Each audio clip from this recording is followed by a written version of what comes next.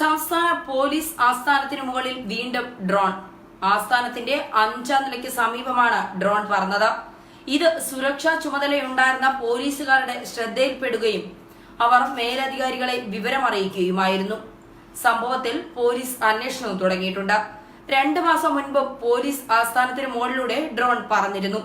അന്ന് സമീപത്തെ കല്യാണ ഓഡിറ്റോറിയത്തിൽ ചിത്രീകരണത്തിനായി എത്തിച്ച ഡ്രോൺ ക്യാമറ നിയന്ത്രണം വിട്ട് ആസ്ഥാനത്തിന് മുകളിലൂടെ പറക്കുകയായിരുന്നു.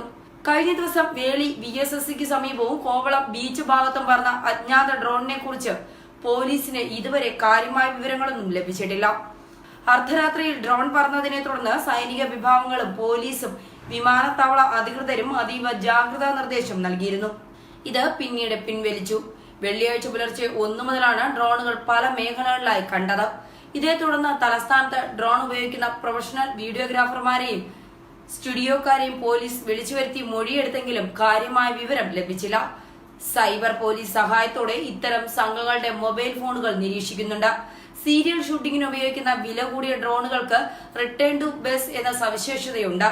നിയന്ത്രണം വിട്ടു പറന്നാലും പറന്നുയർന്ന സ്ഥലത്തേക്ക് ഇത്തരം ഡ്രോണുകൾ തിരിച്ചെത്തും. കഴിഞ്ഞയാഴ്ച കോവളം കൊച്ചുവേളി തീരപ്രദേശങ്ങളിൽ ദുരൂഹ സാഹചര്യത്തിൽ ഡ്രോൺ പറന്നതായി കണ്ടെത്തിയിരുന്നു. ഈ സംഭവത്തിൽ പോലീസും ഇന്റലിജൻസും സംയുക്ത അന്വേഷണം നടത്തുകയാണ്. എന്തായാലും ഡ്രോൺ പറന്നത് സംസ്ഥാനത്താകെ ആശങ്ക പരത്തിയിരിക്കുകയാണ്. ഇതിനു മുൻപ് പറന്ന അജ്ഞാത ഡ്രോണിനെ കുറിച്ചും പോലീസിന് ഇതുവരെ കാര്യമായ വിവരങ്ങളൊന്നും ലഭിച്ചിട്ടില്ല. എന്തായാലും ഇക്കാര്യം അന്വേഷിച്ച് പോലീസ് അന്വേഷണം തുടങ്ങിയിട്ടുണ്ട്. ന്യൂസ് ഡെസ്ക് മലയാളി വാർത്ത.